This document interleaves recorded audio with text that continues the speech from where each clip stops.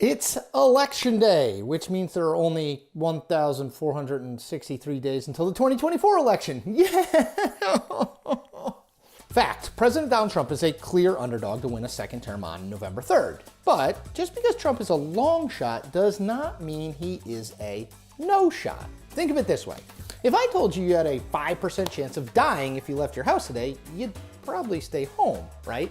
Because even though you had a 95% chance of living, that 5% chance, it's not nothing.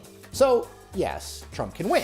It isn't the most likely scenario. The most likely scenario is a win by former Vice President Joe Biden with between 300 and 350 electoral votes. But there is at least one scenario that gets Trump a second term. How, you ask? Well, I'm really asking myself, but regardless, let's go to the electoral map. Okay, so Trump or Biden needs at least 270 electoral votes to win, and that amounts to a simple majority of the 538 electoral votes in the country. Sidebar, yes, there is a scenario that gets us to a 269 electoral vote split, in which case the newly elected House of Representatives would choose the next president from the top 3 electoral college vote getters, but that's unlikely and would be totally insane. End sidebar. All right, so let's start by giving Trump the 125 electoral votes that are solidly in his camp. Most of those states centered in the Upper Plains and the South. And yes, states like Alabama and Louisiana and the Dakotas could well be considerably closer than they were in 2016, but Trump should still win them without, no sweat, breaking a sweat. Now begins some of the heavier lifting. Just did 100 of those. Trump would next need to win a quartet of states, that's Texas, Georgia, Ohio, and Arizona, that have traditionally favored the Republican nominee in presidential contests. But at this point in this race are pretty close. Now of that group, only Ohio has gone for a Democrat for president this century. Barack Obama won the Buckeye State in both 2008 and 2012. Now, Bill Clinton was the last Democrat to win Arizona back in '96 and the last Democrat to win Georgia in '92. And it's been more than 4 decades since Jimmy Carter won Texas all the way back in 1976, year of my birth. Now, given that history, Trump would absolutely have to have all 4 of those states. And if he wins them all, he's up to 208 electoral votes and he needs 62 more. Now, no Republican has won the White House in nearly a century without winning Florida, and Donald Trump is no exception. He has to have Florida in its 29 electoral votes too, which if he gets them, gets Trump to 237 total. Sidebar. If Trump loses Florida, it's virtually impossible for him to get to 270 electoral votes. So if Florida falls for Biden, this race is on its way to being over. End sidebar.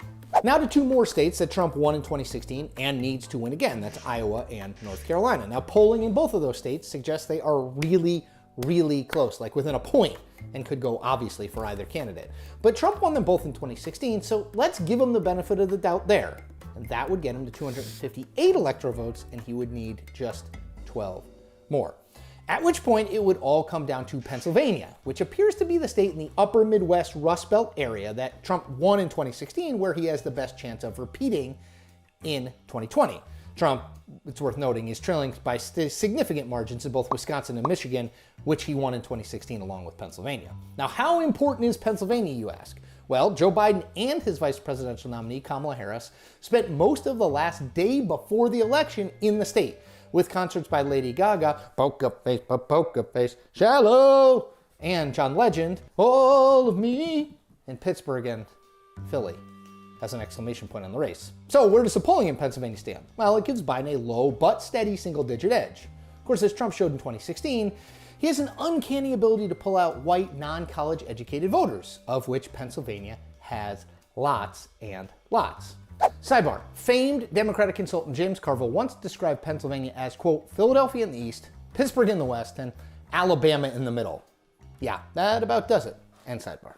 So the battle will effectively be between Biden's large edge in urban areas and smaller but critical advantages in suburban Philadelphia and Pittsburgh versus Trump's performance in the more rural remainder of the state.